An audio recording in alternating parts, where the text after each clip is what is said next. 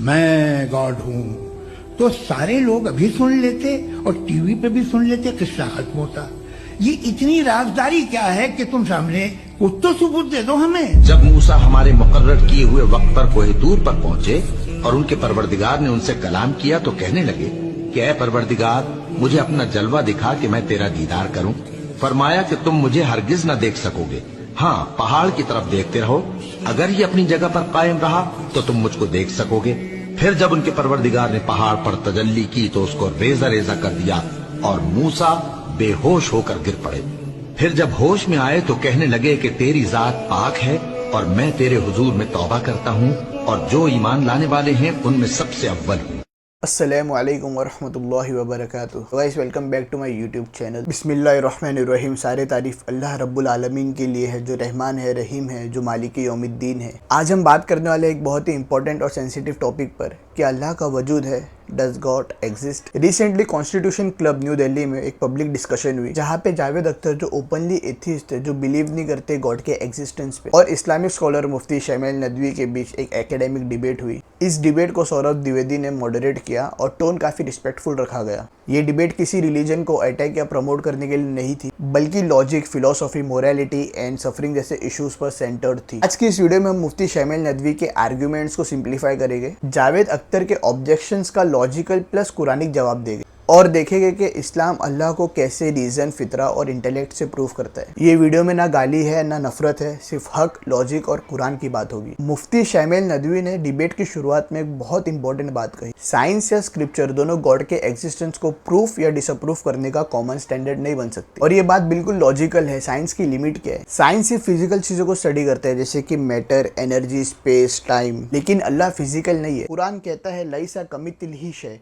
सूरह Ashura chapter number 42 आयत number 11, और उसका मीनिंग है उस जैसा कोई नहीं। तो जो चीज स्पेस टाइम से बाहर हो उसे माइक्रोस्कोप या टेलीस्कोप से कैसे प्रूफ करोगे? और स्क्रिप्चर अगर कोई रेविलेशन से बाहर हो तो उसके लिए कुरान एक स्टार्टिंग पॉइंट हो ही नहीं सकता। इसीलिए मुफ्ती नदवी ने फिलोसॉफी और रीजन को बेस बनाया, विच इज वेरी इंपॉर्टेंट। अभी हम बात करेंगे कॉन्टीजेंसी आर्ग्यूमेंट की। यूनिवर्स खुद से नहीं बना। मुफ्ती नदवी का सेंट्रल आर्ग्यूमेंट था कॉन्टीजेंसी आर्ग्यूमेंट। सिंपल लैंग्वेज में समझो, जो चीज एग्जिस्ट करती है उसके होने की कोई वजह होती है, तो यूनिवर्स भी एग्जिस्ट करता है, तो यूनिवर्स भी डिपेंडेंट है, फिर कॉन्टीजेंट। एनर्जी खत्म हो सकती है, लॉस बदल सकते हैं और यूनिवर्स भी एक्सपांड हो सकता है। तो सवाल, यूनिवर्स खुद को कैसे एक्सप्लेन करेगा? और अगर हर चीज किसी और पे डिपेंडेंट हो तो एक ऐसी एंटिटी जरूर होनी चाहिए जो सेल्फ एग्जिस्टिंग हो, इटर्नल हो, इंडिपेंडेंट हो, ऑल पावरफुल हो। कुरान परफेक्टली डिफाइन करता है अल्लाहु समद, सूरह इखलास चैप्टर नंबर 112 आयत नंबर 2।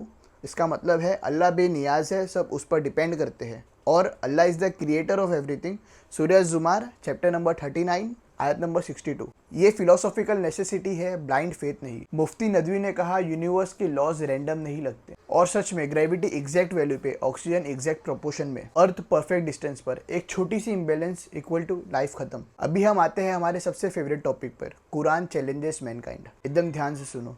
बिस्मिल्लाहिर्रहमानिर्रहीम। अफला यंजुरूना इलल इब्ली कैफ़ खुलिकत, सूरह गाशिया चैप्टर नंबर 88 आयत नंबर 17।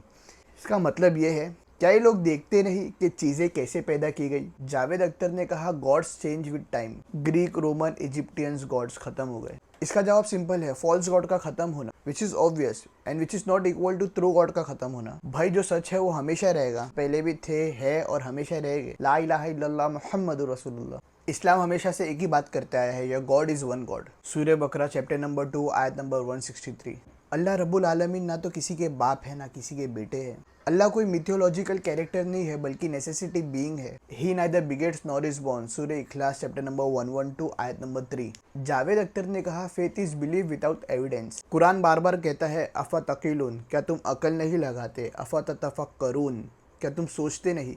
इस्लाम ब्लाइंड फॉलोइंग को कंडेम करता है, और इसके बारे में बताया गया है कि do not follow that of which you have no knowledge, सूरह इसरा चैप्टर नंबर 17 आयत नंबर 36। जावेद अख्तर के आर्ग्यूमेंट में जावेद अख्तर ने कहा था कि मॉरलिटी ह्यूमंस ने बनाई है, तो उसमें मुफ्ती नदवी ने एक स्ट्रॉन्ग काउंटर देते हुए कहा कि अगर मेजोरिटी ऑपरेशन को सही कह दे तो क्या वो सही हो जाएगा? हिस्ट्री देखो, स्लेवरी लीगल थी, हिटलर को मेजोरिटी सपोर्ट थी, कॉलोनाइजेशन जस्टिफाइड थी। कुरान कहता है इंडीड अल्लाह कमांड जस्टिस, सूरह नहल चैप्टर नंबर 16 आयत नंबर 90। जस्टिस अगर सिर्फ सोसाइटी बनाए, कल गलत आज सही, आज गलत कल सही, लेकिन अल्लाह की जस्टिस एब्सोल्यूट है। जावेद अख्तर ने कहा कि अल्लाह ने गाजा के बच्चों को क्यों नहीं बचाया, गाजा की मदद क्यों नहीं की। तो उसमें मुफ्ती नदवी ने कहा कि दुनिया टेस्ट है, फ्री विल दिया गया है, इंसान के क्राइम्स इंसान के जिम्मेदार हैं। दुनिया भर में इतने जुल्म हो रहे हैं गाजा में और हर जगह दुनिया में, जितने बच्चे मर रहे हैं, जितने मासूम जाने गई हैं, तो भाई वो सब जेनोसाइड है, सब बच्चे शहीद हुए हैं। अल्लाह उनको जन्नत नसीब करे। He created that and life to test you. सूरह मुल्क चैप्टर नंबर 67 आयत नंबर 2। रेप अल्लाह नहीं करवाते, मर्डर अल्लाह नहीं करवाते, जुल्म अल्लाह नहीं करवाते, इंसान करते हैं। और जो गलत करता है, जो गुनाह करता है, जो मासूमों की जान लेता है, उसको अल्लाह मोस्टली तो दुनिया में ही दिखा देते, लेकिन फिर भी आखिरत में तो उसका हिसाब होना ही है। No soul will be wronged even equal to an atom, सूरह निसा चैप्टर नंबर 4 आयत नंबर 40। जावेद अख्तर ने बर्ट्रैंड रसेल का एग्जाम्पल दिया, जो क्लेम करे वही प्रूफ दे। मुफ्ती नदवी का जवाब, गॉड का क्लेम लॉजिकल नेसेसिटी पर बेस्ड है, इमेजिनरी ऑब्जेक्ट पर नहीं। यूनिवर्स का होना इटसेल्फ एक क्वेश्चन है, were they created by nothing और were they creators of themselves, सूरह तूर चैप्टर नंबर 52 आयत नंबर 35। ये कुरान का डायरेक्ट फिलोसॉफिकल चैलेंज है। और ये जो डिबेट थी किसी की हार जीत की नहीं थी, ये ट्रुथ की सर्च थी। तो फाइनल कंक्लूजन सिर्फ ये है कि ला इलाहा इल्लल्लाह मुहम्मदुर रसूलुल्लाह, अल्लाह के सिवा कोई हकीकी माबूद नहीं। अगर यूनिवर्स कॉन्टीजेंट है, अगर मोरालिटी ऑब्जेक्टिव है, अगर रीजन डिमांड करता है, तो अल्लाह का वजूद सिर्फ फेथ नहीं बल्कि लॉजिकल कंक्लूजन है। तो गाइस, मैं कोई इस्लामिक स्कॉलर नहीं हूँ, मैं कोई आलिम हाफिज मुफ्ती नहीं हूँ। आखिरत में मुझसे सवाल किया जाएगा, 5 सवाल होंगे। उसमें से पहला क्वेश्चन हुआ कि अपनी ज़िंदगी कैसे गुजारी, और दूसरा क्वेश्चन हुआ कि अपनी जवानी किन कामों में लगाई, तीसरा क्वेश्चन हुआ कि अपना पैसा कैसे हासिल किया, हलाल या हराम, और चौथा क्वेश्चन हुआ कि अपना पैसा कहाँ और कैसे खर्च किया, और पांचवा क्वेश्चन हुआ कि जो इल्म हासिल किया आपने, इल्म का मतलब है नॉलेज, जो इल्म हासिल किया आपने वो कैसे उसके ऊपर अमाल किए और कैसे उसको यूज़ किए, लोगों को चल फिर कर दावत दिए, जो आपको मालूम था वो दूसरों को बताए। तो गाइस, इसीलिए मैं टॉपिक पे वीडियो बनाया हूँ। और कुरान कहता है उदू इला सबीली रब्बिका बिल हिकमा, अपने रब के रास्ते की तरफ हिकमा विजडम के साथ दावत दो, लोगों को चल फिर कर दावत दो। और आपको जो चीज़ मालूम है तो लोगों को बताओ, अच्छा बुरा सही गलत हलाल हराम हर चीज़ जो जो आपको मालूम है। और जो आपको नहीं मालूम है तो उसको तहकीक का जज्बा अपने दिल में लाओ। जैसे कि अगर कुछ चीज़ आपको नहीं मालूम है तो चीज़ के बारे में रिसर्च करो कि क्या चीज़ सही है क्या चीज़ गलत है। ये सब बहुत इंपॉर्टेंट है लाइफ में। अल्लाह रब्बुल आलमीन कुरान में साफ कहते हैं, लक़द खलक़नल इंसान फ़ी कबद, हमने इंसान को मुश्किल और मेहनत में पैदा किया, सूरह बलद चैप्टर नंबर 90 आयत नंबर 4। इस्लाम कभी ये क्लेम नहीं करते कि दुनिया जन्नत है और दुनिया में सिर्फ सुकून होगा। इस्लाम ये कहता है कि दुनिया एक इम्तिहान है और आखिरत इनाम या सज़ा। इसलिए तो हम आखिरत को डे ऑफ जजमेंट भी कहते हैं। इसलिए कुछ भी किसी के लिए अच्छा करो तो उसके रिटर्न के लिए उम्मीद मत रखो, अल्लाह सब देख रहे हैं। मतलब कोई चीज़ अच्छी करे आपने तो उसको अल्लाह के हवाले कर दो। ये मत उम्मीद रखो कि सामने वाला भी आपके लिए अच्छा करे, आपकी नेकी का बदला अल्लाह आपको आखिरत में दे देंगे। और जो अच्छा करेगा उसके लिए जन्नत है, जो गुनाह करेगा, जो बुरा करेगा, जो लोगों को सताएगा उसके लिए जहन्नम है। ये दुनिया जो है वो टेम्परेरी वर्ल्ड है, ये ख़त्म होने वाली चीज़ है, ये हमेशा के लिए नहीं रहेगी। असली ज़िंदगी जो है वो आखिरत की ज़िंदगी है, मरने के बाद की ज़िंदगी है। ये सिर्फ टेस्ट है, इसलिए दुनिया में हम आए हैं। तो दुनिया में अगर किसी के पास बहुत ज़्यादा पैसा है और किसी के पास नहीं है, और जिसके पास नहीं है वो ऐसा सोचता है कि मैं ज़िंदगी में मेरा कुछ है ही नहीं, मैं पैसा कमाया नहीं, मैं कुछ नहीं किया, मैं सक्सेस नहीं हुआ। आप अपने अमाल अच्छे रखो, आप लोगों के साथ अच्छा बर्ताव करो और अल्लाह से अच्छे की उम्मीद रखो, अल्लाह उसका बदला आपको आखिरत में देंगे। और असली अमीरी जो है वो दुनिया में नहीं है, वो असली अमीरी जो है वो आखिरत के बाद वाली अमीरी है। जो अच्छा करेगा उसके लिए जन्नत है, जो बुरा करेगा उसके लिए जहन्नम है। ये पैसा, ये दौलत, ये जितनी भी चीज़ें सब दुनिया में ख़त्म हो जाएंगी, ये साथ में नहीं आने वाला है। कभी किसी को देखे क्या मरने के बाद पैसा साथ में लेके जा रहा है, अपना बैंक अकाउंट सब ख़त्म है इधर ही। एक सांस रुकी, सब पैसा, गाड़ी, बीवी, बच्चे, हर चीज़ दुनिया तक ही है। असली ज़िंदगी आखिरत की है, उसके लिए अमाल करो, अच्छे कर्म करो। मतलब लोगों को मत दिखाओ, लोगों को दिखाने के लिए मत करो।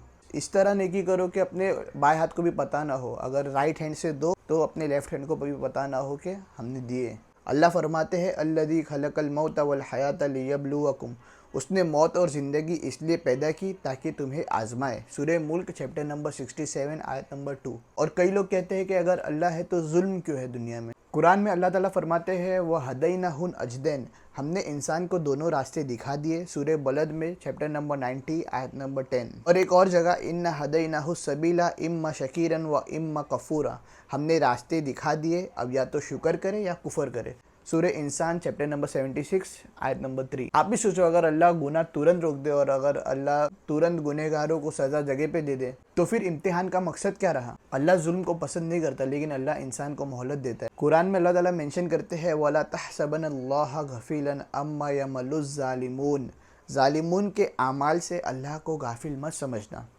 बहुत बड़ी चीज़ है, जालिमों के आमाल से अल्लाह को गाफिल मत समझना। सूरह इब्राहिम चैप्टर नंबर 14 आयत नंबर 42। और एक और सवाल है कि अल्लाह गाजा के बच्चों को क्यों नहीं बचाता। इस सवाल का जवाब सिर्फ दुनिया के फ्रेम से नहीं मिल सकता। इस्लाम के नज़दीक मासूम बच्चा गुनहगार नहीं होता, मासूम बच्चा हिसाब के दायरे में नहीं होता। और जितने भी जेनोसाइड और जुल्म दुनिया में होते थे और जो अभी हो रहे हैं और आगे चल के जो हो गए, उसमें जितने भी मासूम लोगों की जो जान गई है, मासूम बच्चों की, और जो भी जिसमें इनोसेंट पीपल जो मरे हैं, और गाज़ा के बच्चों के लिए कह रहा हूँ कि जो लोग अल्लाह के रास्ते में कत्ल हुए, उसमें कुरान क्या कहता है। उसमें कुरान कहता है वला तहसबनल्लाह अदीना तीलु फी सबीलिल्लाहि अमवाता, जो अल्लाह के रास्ते में कत्ल हुए उन्हें मुर्दा मत समझो। सूरह अल इमरान चैप्टर नंबर 3 आयत नंबर 169। और जो लोग जुल्म कर रहे हैं अल्लाह उन सबको हिदायत दे, अल्लाह उन सबको सही रास्ते पे लाए। और जो लोग फिर भी नहीं सुधरे और जो लोग बेगुनाहों को फिर भी मार रहे हैं, अल्लाह उन सबका आखिरत में हिसाब ज़रूर लेंगे इंशाअल्लाह। कहा जाता है कि गॉड का साइंटिफिक प्रूफ नहीं है, लेकिन एक सवाल, क्या ग्रेविटी दिखती है, क्या इलेक्ट्रिसिटी दिखती है, क्या दिमाग के ख्यालात दिखते हैं? जवाब है नहीं, लेकिन असर से वजूद साबित होता है। यूनिवर्स का perfect balance, fine tuning, loss का डिसिप्लिन। कुरान पूछता है अम खुलीकु मिन गैरि शैइन अम हुमुल खालिकून, क्या ये लोग बिना किसी के पैदा किए हो गए या खुद ही अपने क्रिएटर है। सूरह तूर चैप्टर नंबर 52 आयत नंबर 32। आप लोग इमेजिन करो कि पहाड़ इतने बड़े बड़े पहाड़ है, इतने बड़े बड़े समंदर है, समंदर में इतनी बड़ी बड़ी मछलियाँ है, बारिश है, सर्दी है, गर्मी, सब अल्लाह के हुक्म से होता है। उसके बिना एक पत्ता नहीं हिलता है, उसके हुक्म से दिल भी नहीं निकलेंगे। अगर अल्लाह चाहे तो दिन को रात और रात को दिन कर दे। बीमारी देने वाली ज़ात अल्लाह की है, शिफा देने वाली ज़ात अल्लाह की है, खिलाने वाली ज़ात अल्लाह की है, पिलाने वाली ज़ात अल्लाह की है, मारने वाली ज़ात अल्लाह की है, और मुर्दों को ज़िंदा करने वाली ज़ात भी अल्लाह ही की है। उसके बिना एक कदम नहीं इंसान चल सकता, और उसके बिना ये हाथ हमारा नहीं हिल सकता, उसके बिना ये ज़बान हमारी नहीं हिल सकती। बस ये ईमान रखना है। तो गाइस, ऐसा ईमान अपने आप में इतना मजबूत करो, इतना मजबूत करो कि हर चीज़, जो भी चीज़ हो रही है, सब अल्लाह ही की वजह से हो रही है। और जो भी चीज़ गलत भी होती है आपके साथ, तो आप ये मत समझो कि अल्लाह बुरा कर रहा है हमारे साथ, कभी नहीं। देखो, एक बच्चा, कभी एक वीडियो आप देखे होगे कि एक बच्चा कोई चीज़ मांगता है, तो वो चीज़ अगर उसको नहीं मिलती है तो उसके पीछे कोई रीज़न रहता है। अगर समझो कि बच्चा आपका बीमार है, आपके बच्चों को खांसी हो रही है या सर्दी है, तो आप उसको आइसक्रीम नहीं लेके दोगे या जूस, उसको ठंडा जूस नहीं पिलाओगे, बच्चा चाहे कितना भी रोए। तो अल्लाह तो हमें 70 माओ से ज़्यादा प्यार करने वाले हैं। तो अगर आपको कोई चीज़ नहीं मिल रही है, आपको कोई चीज़, आप बहुत दिल से दुआ कर रहे हो और वो चीज़ नहीं हो रही है, तो उसके पीछे कोई ना कोई खैर है। देयर इज़ खैर इन एवरीथिंग। तो गाइस, अगर आप सच की तलाश में हो तो एक बार दिल से कह कर देखो, ला इलाहा इल्लल्लाह मुहम्मदुर रसूलुल्लाह। मतलब अपना अंदर फील करो वो चीज़ कि नहीं है कोई माबूद सिवाय अल्लाह के, और हज़रत मोहम्मद सल्लल्लाहु अलैहि वसल्लम अल्लाह के बंदे और उनके रसूल हैं। और मोहम्मद सल्लल्लाहु अलैहि वसल्लम के तरीके पे ही 100% कामयाबी है, उनके हटके जितने भी तरीके उस पर 100% नाकामयाबी है। बस इसका यकीन हमारे दिलों में आ जाए। कुरान में मेंशन है फलम अन्नहु ला इलाहा इल्लल्लाह, जान लो कि अल्लाह के सिवा कोई माबूद नहीं। सूरह मोहम्मद चैप्टर नंबर 47 वर्स नंबर 19। तो अभी बस मेरी यही दुआ है कि अल्लाह जो सच के तालिब है उन सब के दिलों को खोल दे, और जो गुमराह है अल्लाह उन सबको हिदायत दे, उन सब के गुनाहों को माफ़ करे, और अल्लाह हमें नेक हिदायत दे, हमें हक़ पे मौत दे, और अल्लाह 5 वक्त नमाज़ पढ़ने वाला बना, और नबी सल्लल्लाहु अलैहि वसल्लम के तरीके पे चलने वाला बना, हक़ पर चलने वाला बना, हलाल और हराम में पहचान करने वाला बना, अल्लाह से डरने वाला बना, और पूरी उम्मत को अल्लाह हिदायत दे। तो आगे से वीडियो करने का टाइम हो गया। अगर आप लोग कोई वीडियो पसंद आएंगे तो लाइक करो, शेयर करो, कमेंट करो, सब्सक्राइब करो। तो मेरा मकसद सिर्फ सच बात और हक बात कहने का था, और किसी के सेंटिमेंट्स को हर्ट करना मेरा कोई भी इंटेंशन नहीं था। अगर आपको कोई भी चीज़ मेरी बुरी लगी हो तो I am so sorry for that. अगर मेरी वीडियो पसंद आएंगे तो लोगों को शेयर करो, बहुत ज़्यादा शेयर करो, और सब्सक्राइब करो। तो आगे से वीडियो एंड करने का टाइम हो गया। अगर आप लोग के वीडियो पसंद आएंगे तो लाइक करो, शेयर करो, कमेंट करो, सब्सक्राइब करो। तो मिलते हैं नेक्स्ट वीडियो में, तब तक के लिए हंसते रहो, मचाते रहो, जानवरों से प्यार करते रहो, और संसार में प्यार बांटते रहो। #बारी सी इन द नेक्स्ट वीडियो। अस्सलाम वालेकुम व रहमतुल्लाहि व बरकातुहू। विदा लेता हूँ आपसे।